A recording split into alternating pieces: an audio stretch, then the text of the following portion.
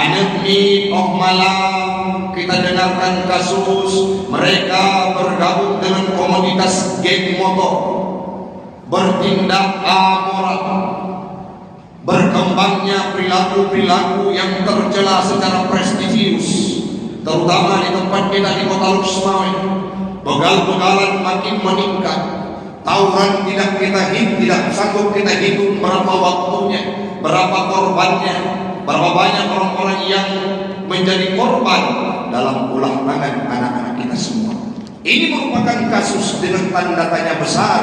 Kenapa ini bisa terjadi? Satu jawaban di antara banyak jawaban adalah Nabi Muhammad tidak lagi ditemukan. Anak soleh turi pak, anak soleh juga kepada yang baik-baik. Nabi Muhammad adalah perilaku, Nabi Muhammad adalah pribadi yang memiliki karakter yang sangat indah. Nabi Muhammad adalah pribadi yang tidak pernah mengerjakan kemaksiatan. Nabi Muhammad adalah pribadi yang tidak terpikat hatinya dengan harta. Itu lepas dari pemahaman anak kita. Seolah-olah awaknya membantu yang terjebak dalam kelabing-kelabing malam. Mereka berasumsi bahwa Nabi Muhammad yang belum pakai penjurus bohong. Dan mereka membayangkan Nabi Muhammad itu indah kehidupannya.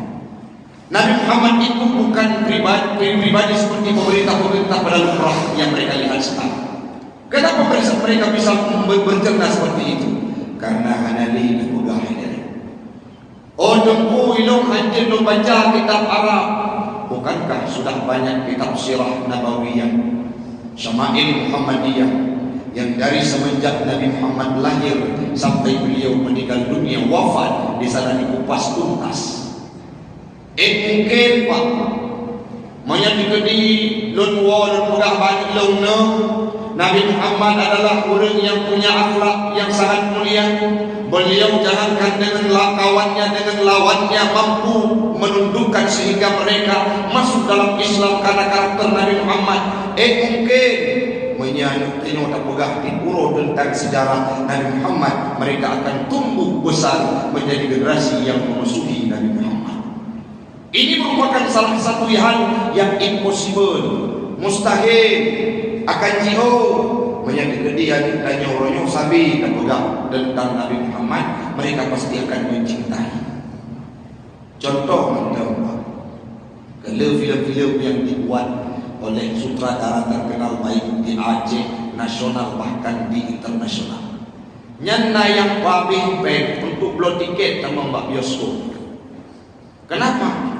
Karena sudah dibangun narasi diceritakan sehingga mereka mengidola hal tersebut.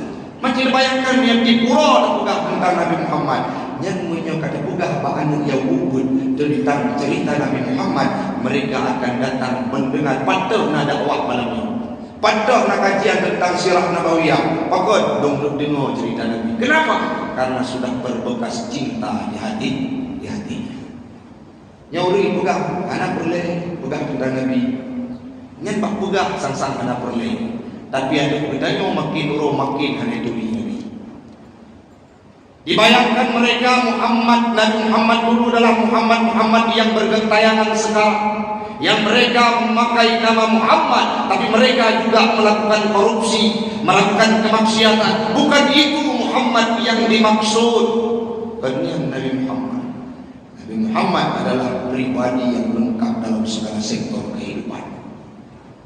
Ingat dalam sejarah yang tuan baca, kata dari ujung, Bilal bin Rabah, wadai Nabi kali wafat, dumna cinta Bilal bin Rabah ke Nabi, hanlipah nukun kalimat asyhadu anna Muhammad Rasulullah.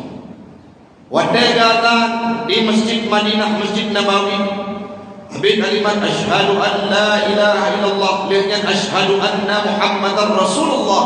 Seraya terhenti mudun nafak Bilal bin Rabah, berdeta yang di sahabat pakai hanya teruskan kalimat bersempurna asyhadu anna Muhammad Rasulullah. Dijawab oleh Bilal bin Rabah, wadilun kun kalimatnya seolah-olah ulun tuan ditarik nyamuk ya Allah Ta'ala. Kejut halepah lu bayangkan bahawa Nabi Muhammad itu tidak ada. Kenapa? Apakah Nabi Muhammad itu memuliakan dirimu? Bukan. Tapi Nabi Muhammad karena karakter sikap yang mulia gekeun le Bilal. Lu murid Melayu. Bilal pun lu sidra budak. Tapi Nabi dengan segala kerendahan hati akhlaknya, beliau menyampaikan, engkau Bilal penghuni surga karena solat wudu'mu.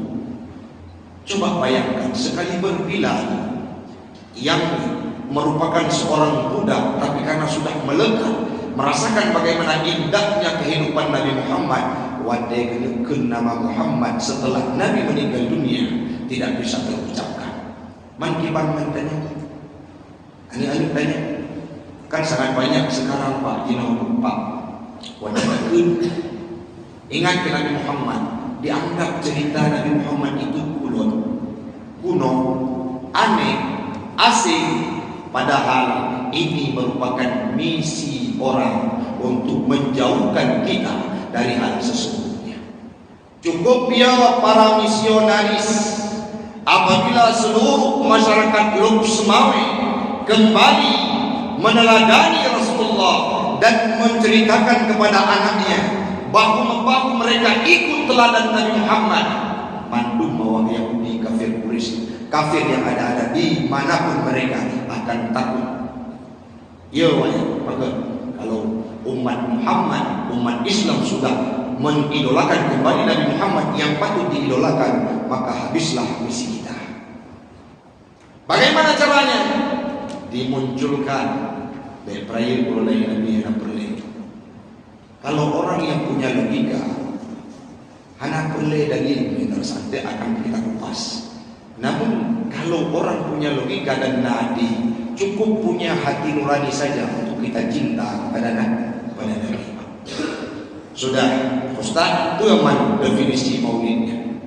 Maulid punya secara bahasa, dalam bahasa Arab itu waktu lahir Nabi. Kalau kita kupas secara ilmu sharaf, nahwu dan sharaf, maulid artinya waktu lahir. Yang dimaksud di sini adalah waktu lahir Nabi.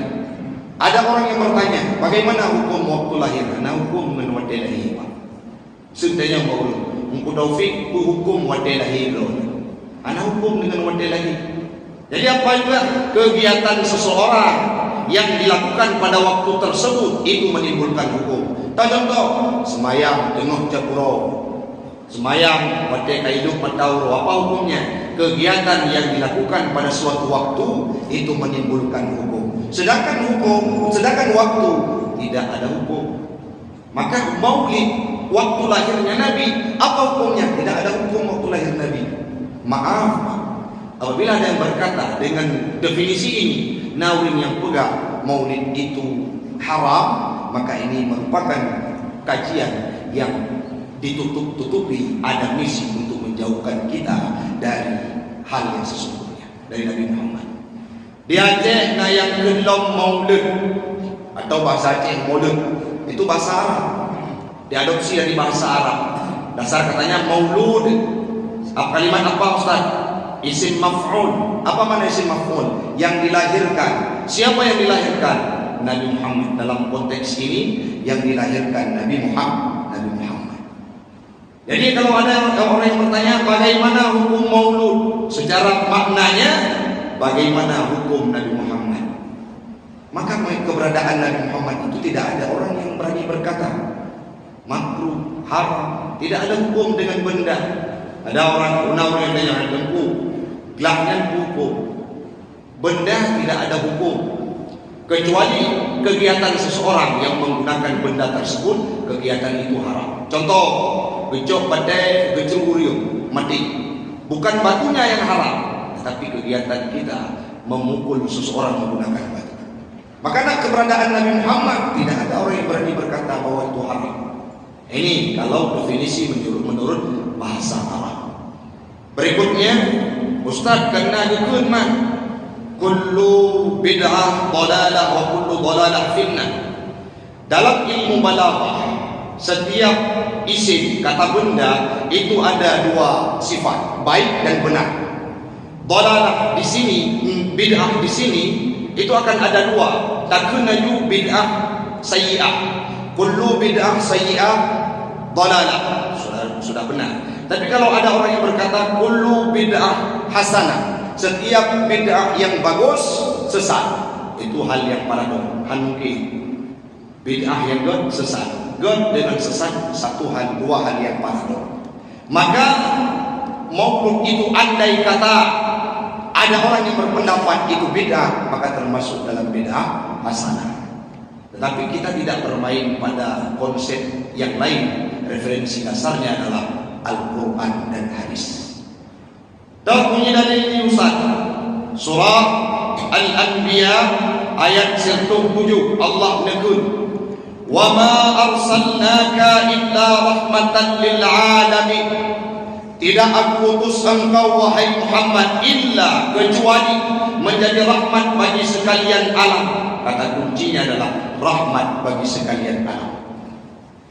Gekun dalam ayat yang lain surah Yunus ayat 58. Qul bifadlillah wa birahmati fabidzalika falyafrahu. Katakanlah wahai Muhammad, dengan sebab karunia-Nya Allah dan dengan sebab rahmatnya Allah, fabidzalika falyafrahu, maka dengan sebab demikian wajib lebih senang. Jadi pertanyaan dalam ayat tersebut gekun dengan rahmat Allah dan dengan karunia Allah dan dengan rahmat. Nah, ulun tanya, apa makna karunia? Dua tun lebih dari referensi Pak merempuk dalam tafsir sesuai dengan yang ditentukan dalam tafsir Ruhul Ma'ani juz 8 halaman 21 karya Imam Syekh Al-Alusi. Beliau menyampaikan bahawa wa akhraja Abu Syekh an Ibni Abbas radhiyallahu anhuma anna al-fadla al-ilmu, fadla kelebihan karunia yang dimaksud dalam ayat tersebut adalah ilmu yang ditulis Allah Taala. Jadi yang bedanya bagi ilmu Allah Taala. Nah, ilmu siuro malamnya tahu ada bekal yang kita bawa pulang karena ada kajian, tahu rumah itu kita wajib senang. Kenapa? Karena sudah ada ilmu yang diberikan oleh Allah Taala. Yang selanjutnya warahmata Muhammadun, yang dimaksud dengan rahmat dalam ayat tersebut adalah Muhammadun sallallahu alaihi wasallam. Yang dimaksud rahmat dalam ayat tersebut yaitu Nabi Muhammad. Maka ada kesimpulan hadir Nabi Muhammad, perintah surah Yunus ayat 58 wajib digedanya senang. Falyafrahu, silat amal. Adanya dalam kaidah usul fiqh at-tarku la ya'nil haram, segala sesuatu yang dianjurkan untuk tak ubah hana menghendaki itu halum. Contoh nyoilung hana lunjak dan Honda, lunjak dengan motor. Pertanyaan, jak dengan Honda lu halum. Tapi teguran ubah Hondanya tidak menunjuki kepada hukumnya haram. Jadi kalaupun ada sahabat yang tidak mengerjakan maulid, bukan haram hukumnya, ada kaidah usuliyah. Jadi kita simpulkan ayat Al-Quran berpesan falyafrahu, wajib dikatanya untuk senang. Bagaimana konsepnya? Nah, ini yang perlu kita bahas. Konsep maulud dan maulid kibar. Yang naul merayakan maulud karena kemayang lebu dah hari yang bid'ah. Naul perayaan urunan Nabi untuk korupsi yang hari mata bodoh bid'ah.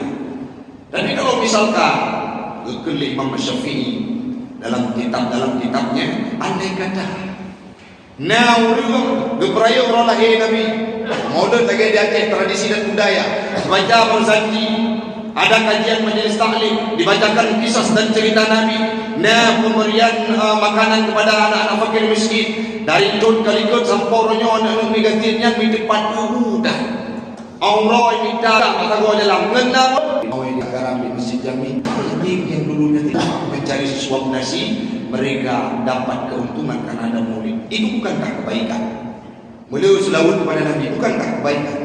Menambah mahabbah kepada Nabi, bukankah itu kebaikan?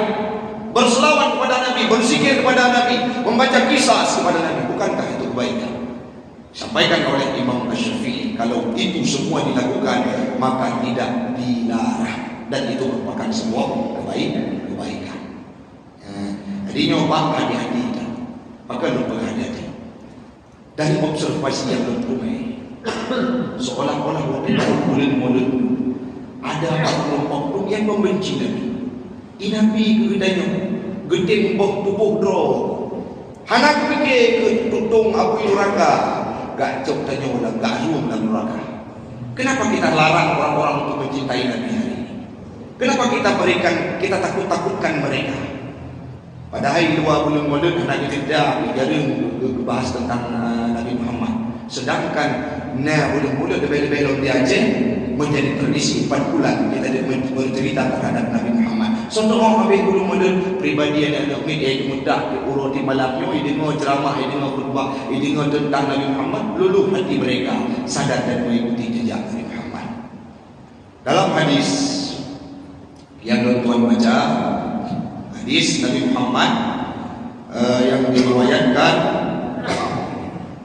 hadis nomor 2426, ditanya oleh sidro sahabat, ya Rasulullah, kenapa engkau wa'aita sawma yaumil isnin, kenapa engkau berpuasa hari Senin? Kami lihat engkau berpuasa hari Senin. Dijawab oleh Nabi, qala fihi wulidtu wa fihi unzila alayya al-Quran. Pada hari tersebut aku dilahirkan dan pada waktu tersebut diturunkan Al-Quran kepadaku. Nah, dalam hadis yang lain, yauma wulidtu wa yauma bu'istu. Pada hari itu aku dilahirkan dan dibangkitkan. Nabi di minggu puasa Senin, Pak, itu untuk mengenang, senang beribadah karena senang terhadap hari lahirnya. Ini hadis yang ditutup-tutupi untuk tanya baik-baik. Nabi di minggu diingat lahir. Man Al-Quran harus sempit? Tidak, Al-Quran itu ayatnya universal. Maunya tadi panjang melompok, duet tadi melompok. Maka menyegedanya yang punya logika yang waras, mari kita tepiskan semua pemahaman yang menjauhkan kita dari Nabi Muhammad. Berikutnya, hal yang paling menarik, kelebihan-kelebihan Nabi Muhammad itu tidak ada bandingnya. Yang pertama, Nabi Allah Adam diturunkan dari surga ke dunia karena satu kesalahannya, memakan buah khuldi. Kalau cerita tentang makannya Nabi Adam buah khuldi itu panjang, tapi yang menjadi hal yang unik dan menjadi substansi pembahasan kita, Nabi Adam bertaubat kepada Allah Ta'ala karena ampun. Panjang baru ampun, bak siura Nabi Adam dukun, ya Allah, dengan berkat namamu dan nama Muhammad, ampunkanlah aku. Gudanya Allah Ta'ala, ya Adam, kenapa engkau tahu nama Muhammad? Jauh dari Adam. Wadelun nebangkit zaman dalam surga, dan kalam ba'arash bergantung la ilaha illallah Muhammadur Rasulullah. Tidak mungkin ya Allah, nama Muhammad itu tidak mulia bila engkau sandingkan dengan namamu. Ini pasti nama yang mulia, karena nama Muhammad. Hari ini aku minta ampun kepadamu. Rabbana zalamna anfusana wa illam taghfir lana. Itu doanya istighfar Nabi Adam. Wadenya dikir Allah Ta'ala, tasaddaqta ya Adam. Betul kata ya Adam. Itu tawasul pertama, Pak. Tawasul pertama dalam kehidupan manusia, yaitu tawasul Nabi Adam kepada nama Muhammad, sehingga dukun li Allah, lupa ampun kata, betul kata wahai Adam, lupa ampun kata wahai Adam, dengan sebab Muhammad. Dumnan mendem kelebihan. Olehnya Pak, dari nama Nabi itu diilhamkan dari Allah melalui pamannya dalam kitab Nurul Yakin dan kitab Majalis Sunniyah yang kami baca, diilhamkan oleh Allah kepada kakeknya Abdul Muttalib sehingga gebunan Muhammad. Bukan tidak ada alasan. Gebunan Muhammad yang bermakna terpuji, artinya tidak ada seorang pun yang bisa merendahkan Nabi. Mana Abu Jahal, walaupun jahat Abu Jahal, walaupun buruk Abu Jahal, ingin menghina Nabi saat disebutkan siapa dia? Muhammad. Apa makna Muhammad? Terpuji. Tidak bisa orang merendahkan. Maksudnya di kampung tanya dapunan gedakai. Yang dia tahu walaupun bunyi kajak baru mau 3 kali. Tetap yang kita panggil nama yang nama baik, terpuji. Maka Nabi Muhammad namanya saja sudah menang. tidak bisa dikalahkan. Walaupun diejek, namanya tetap terpuji. Nah, sama masa apa? Dibagi-balik nan lipat dia Abu Jahal, Abu Lahab dan yang lain pembesar kafir Quraisy. Dibalik nan Nabi madmum begitu. Madmumnya arti hina, rendah. Jadi saat datang kawan-kawan kafir Quraisy yang lain tanya, mau mana? Aku mau ke rumah si madmum. Siapa si madmum? Anak itu soalnya akhirnya Tuhan dijelaskan madmum itu Muhammad. Akhirnya nama Muhammad yang bermakna terpuji harus disebutkan kembali. Jadi dengan nama Nabi kamu lihat olehnya lomba Nabi Allah Musa gelage Allah dalam Al-Quran. Wadai gede merupakan Fir'unnya kalimat ji cukup bro. Yang mina orang jino yang pegah-pegah apa dah ki cengkam mungkin matang tiga dengan Fir'un. Fir'un ibu dah apa dengan orang wadai gede kalau orang apa pikirannya ikut bajudan cikgu pikah dah boleh dulu. Dumdan kalimat-kalimat Fir'un. Nabi Musa hai gede hai itu nanti berdoa Allah Taala, Rabbi shrah li sadri wa yassir li amri wahlul 'uqdatam min lisani yafqahu qawli. Ya Allah, Nabi berlapang dada lu untuk lepas lu dengar haba Fir'aun kalau terima, tapi lepas lu dengar minimal lepas lu lawaji. Baik terpancing, baik terbawa emosi dan amarah.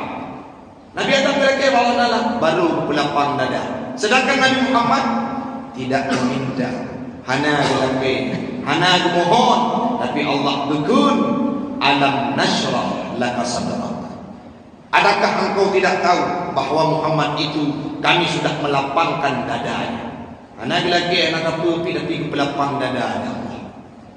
Ini yang dok kelebihan Nabi Muhammad.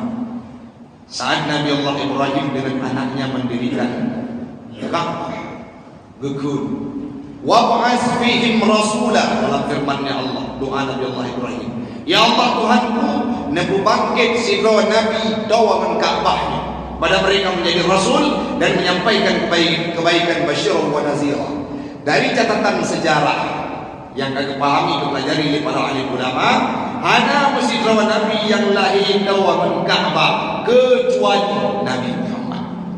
Menandaku Nabi Ismail. Nabi Ismail itu dihijrahkan dari Palestina, yang berpendapat di Palestina dihijrahkan ke dekat Ka'bah. Ini baru dididik oleh Nabi Ibrahim dengan Siti Sarah. Sedangkan Nabi Muhammad lahirnya di sana dekat dengan Ka'bah. Doa Nabi Ibrahim 30 kurun generasi sebelumnya. Lalu generasi sebelum hadirnya Nabi sudah didoakan oleh Nabi Allah Ibrahim. Olehnya dalam hadir Nabi Isa. Wadai kala ciri-ciri le umat Nabi Isa nyokai Nabi akhir zaman. Tapi Nabi Isa tekun wadai nekun le umatnya kata drawala Nabi akhir zaman God akan datang seorang Nabi min ba'dismuhu Ahmad. Akan terus dihelo sidra Nabi yang namanya adalah Ahmad. Nama Nabi di langit sedangkan nama Nabi di bumi Muhammad. Yang berikutnya yang jadi ke poin bagi budaya pribadi pakar dengku dan mandum harus taingan Nabi. Harus taingan Nabi. Nabi menjelang detik-detik sakratul maut. Dan cerita juga. Wadainya sahabat cukup beliau. Umar, Abu Bakar, Abu Bakar, Sayyidina Ali, Utsman, istri tercinta Aisyah, dan anak yang paling sayang yaitu Fatimah. Fatimah ngebrek tu malaikat Israel gepegah pada Nabi nyanda urang nak pisah dengan Nabi. Baik dia kata, geplik Fatimah. Pada geplik Fatimah kena berdoa. Anak trip ayah berangkat, kata ayah pun berangkat. 8 bulan dia meninggal Nabi, wafat Siti Fatimah anak Nabi. Sehingga dekat wadai yang boleh gepegah Pak. Wadai mulai dari nyawa oleh malaikat Israel dan dari kaini. Nabi Muhammad dari kaini dari nyawa. Umi terbayangkan tayang dari kaini wadai bertuh dahulu. Jadi yang lagi dari nyawa oleh malaikat Israel dia piu-piu tinggal mentang nyawa nak kerja kalau beliau bermodel.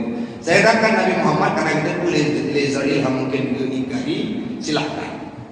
Dari nyawa wadai dari nyawa itu Nabi, inna lil mauti sakarat. Bagi matinya nak sukut maut, petak, setan, sakit. Katanya Mbak Israel, nyo sukut maut, nyo ya Rasulullah. Apakah ini yang dirasakan oleh umat? Tidak ada apa-apanya. Umat drone itu mungkin lebih berat tau.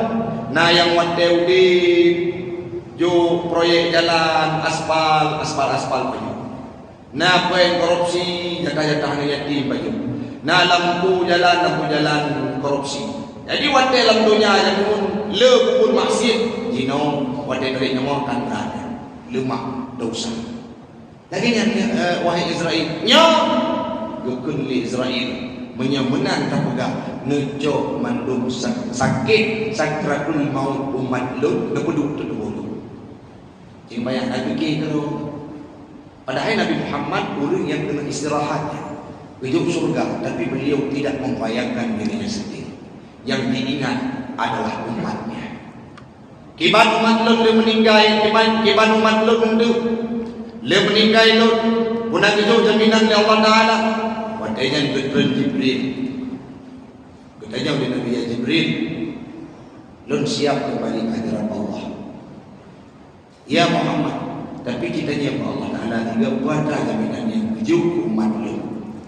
Udah Jibril tanya Allah Taala dalam hadis qudsi yang sering disampaikan oleh para habaib, termasuk Habib Bahar, apa yang beliau sampaikan? Gekun li Allah Taala Pak Jibril, wahai Jibril pugah Muhammad. Menya Muhammad lagi jaminan ke umat, urangnya pugah Jibril, basyirhu ya Jibril. Innal jannata muharramatun 'alal umam hatta tadkhuluha ummatun. Pugah Jibril.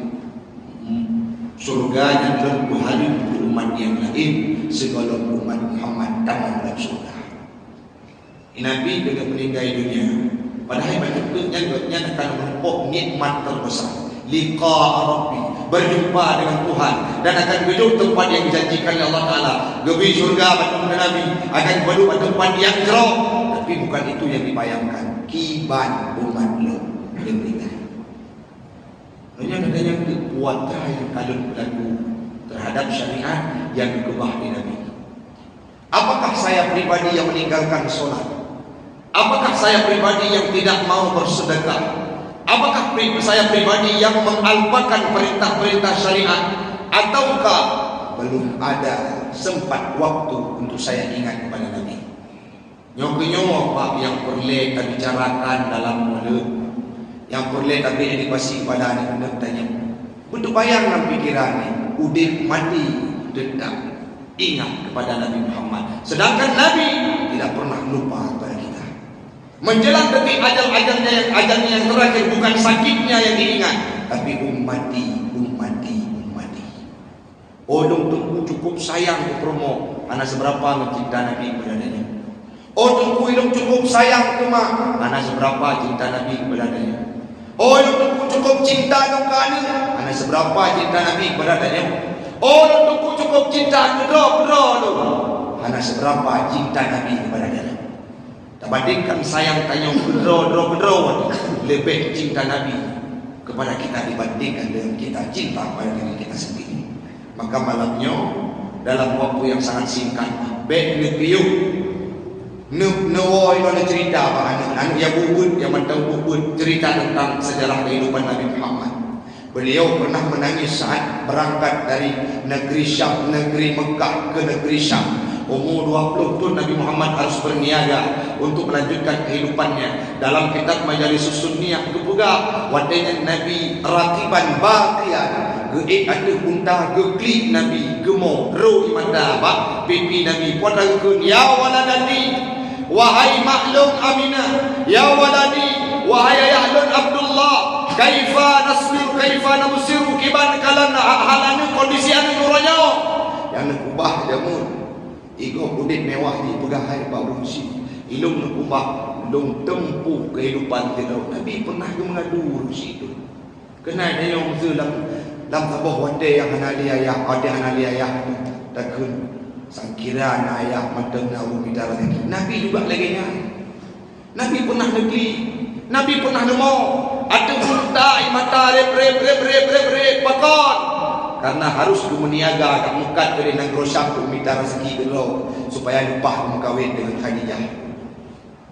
Yang paling buat Nabi sedih, ayah Nabi budak berangkat dari kota Mekah ke kota Syam, hana boleh, yang wo hanya hana lewo tubuh, yang wo hanya nama al-mahum.